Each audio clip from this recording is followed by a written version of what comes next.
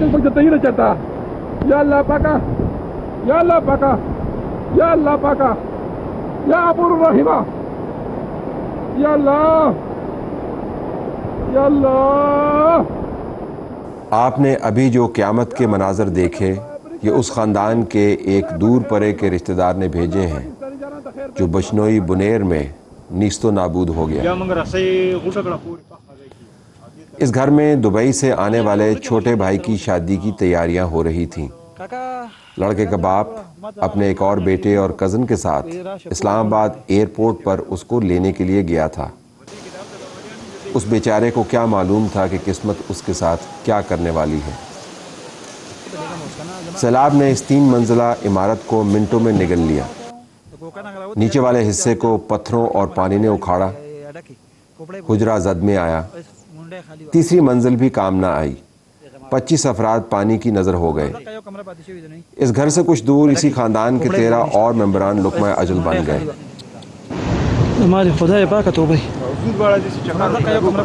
5 minute 38 अमवात। इस तबाही और बर्बादी को 1 घंटे से ज़्यादा वक्त नहीं लगा। इसके बाद पानी उतर गया। इस सड़क को देखकर आपको अंदाज़ा होगा कि पहाड़ों से सिर्फ पानी नहीं आया बल्कि पत्थरों की बारिश भी साथ आई और रास्ते में खड़ी हर चीज़ को रेजा रेजा कर गई। पहाड़ों में घिरे हुए खैबर पख्तूनख्वा और इससे मुत्तसिल दूसरे इलाकों में ऐसे अनगिनत वाक़यात हुए हैं जिनके सबूत किसी कैमरे पर मौजूद नहीं हैं।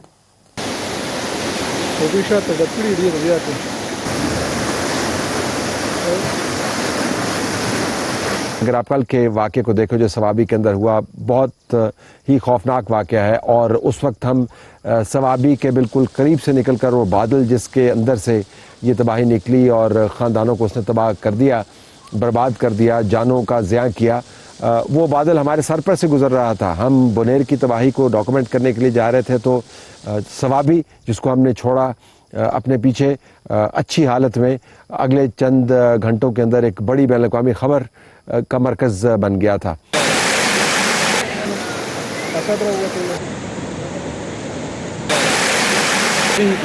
दौड़ई सवाबी के इस वाक़े की तबाही इस बात का सबूत है कि अब ना ढिलवान पर बने घर महफूज हैं और ना ही मैदानों में रिहाइश गाहें और फसलें।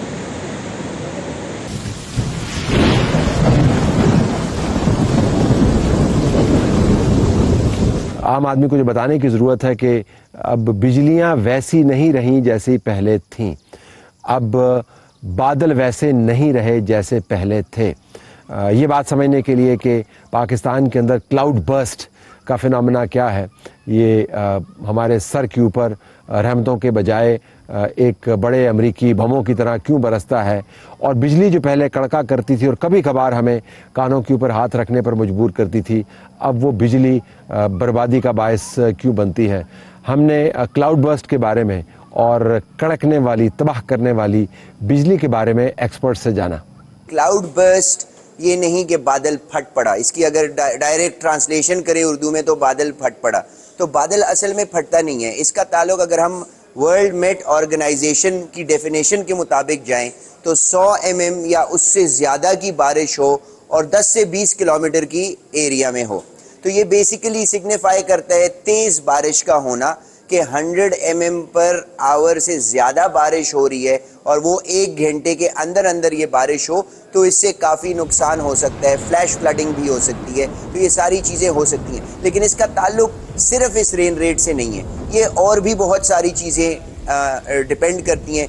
टेरेन कैसी हो, जब इसका नुकसान कब ज़्यादा होता है, जब टेरेन ऐसी हो जिसमें बारिश का पानी फ़्लो ना कर सके, या पानी पहले से बारिश ज़मीन सैचुरेटेड हो, उसमें बारिशें पहले से भी हुई हो तो ज़मीन की एब्जॉर्प्शन कैपेबिलिटीज़ भी कम हो जाती हैं। और इसी तरह अगर हम देखें इंक्रोचमेंट ज़्यादा हो गई हैं, दरख्त कम हो गए हैं, तो उसकी वजह से इसका इम्पैक्ट ज़्यादा होता है। तो ये सारा क्लाउड बर्स्ट का जनरली एक ओवरव्यू सा था। इसमें मैंने लोगों को कहते हुए सुना है कि गुब्बारे में पिन डालो तो जैसे गुब्बारा फट जाता है, ऐसी कोई बात नहीं है। या लोग कहते हैं कि क्लाउड बर्स्ट का बर्स्ट आपने सुना, ऐसी भी कोई बात नहीं है। It is just rain rate, जब रेन ज़्यादा होती है और ज़्यादा स्पीड से और उसकी एग्जैक्ट मकदार 100 mm پر آور سے زیادہ اور یہ سسٹینڈ ہو فار 1 اور مور آورس تو کلاؤڈ برسٹ انٹینسٹی رین ہو گئی ہے. تو کلائمیٹ چینج کے ساتھ لائٹنگ سٹرائکس کا جو فینومنا ہے وہ بڑھتا جا رہا ہے. پاکستان کے جو شمالی علاقے ہیں مالاکنڈ ڈویژن شامل ہے, ہزارہ ڈویژن اور اسلام آباد اور پرا چنار کے علاقے, یہ سب سے زیادہ لائٹنگ سٹرائکس کے ایریاز ہیں. دنیا بھر میں اگر لائٹنگ میپ آپ دیکھیں تو سب سے زیادہ لائٹنگ سٹرائکس ان ایریاز میں بھی ہوتی ہیں. تو کلائمیٹ چینج کے ساتھ جو ہوا کا جو کنٹراسٹ ہوتا ہے, ایک گرم ہوا ہوتی ہے, ایک سرد ہوا ہوتی ہے, تو ان کا کنٹراسٹ بھی ہر گزرتے سال کے ساتھ بڑھتا جا رہا ہے, جس کے تحت لائٹنگ سٹرائکس جو ہے خصوصاً ہمارے پاس بہار کے موسم میں اور مونسون کے کچھ موسم میں اور پھر خزاں کے موسم میں کافی سویر ہوتی ہیں, جس میں سپر سیل تھنڈر سٹارم بنتے ہیں, اور یہ بھی ہر گزرتے سال کے ساتھ بڑھتے جا رہے ہیں. جیسے آپ نے اسلام آباد میں جو سپر سیل تھنڈر سٹارم دیکھا تھا اپریل میں, جس میں کافی زیادہ نقصان ہوا تھا گاڑیوں کو اور جو اولے پڑے تھے. تو اس طرح کی انٹینسٹی اور اس طرح کی ایونٹس کے لیے آگے وقت میں بھی ہمیں تیار رہنا ہوگا. تو ایکسپرٹس آپ کو بتا رہے ہیں کہ پاکستان کے اندر کلاؤڈ برسٹ کیسے اب ہماری زندگیوں کا حصہ بن گئے ہیں, اور جو کڑکنے والی بجلی ہے اس سے بچنا ہم نے کیسے ہے, اور اس کے خطرناک نتائج کیا برآمد ہو سکتے ہیں. جب آپ سمجھتے ہیں کہ موسم خوشگوار ہے, آپ کو ذہن میں رکھنا چاہیے یہ موسم اس تبدیلی کا نمائندہ ہے جو اب ہماری زندگی کا حصہ بن گئی ہے. لیکن کیا اس موسمیاتی تبدیلی کے ارد گرد اور اس سے ہونے والی تباہی کے ارد گرد سیاست بھی گھوم رہی ہے؟ میں جس علاقے میں بھی گیا حالیہ بارشوں میں, مجھے نظر آیا کہ یہاں پر سیاسی طور پر آپ کو ریلیف کے کاموں میں اور ریسکیو کے کاموں میں ایک مہر لگی ہوئی نظر آتی ہے.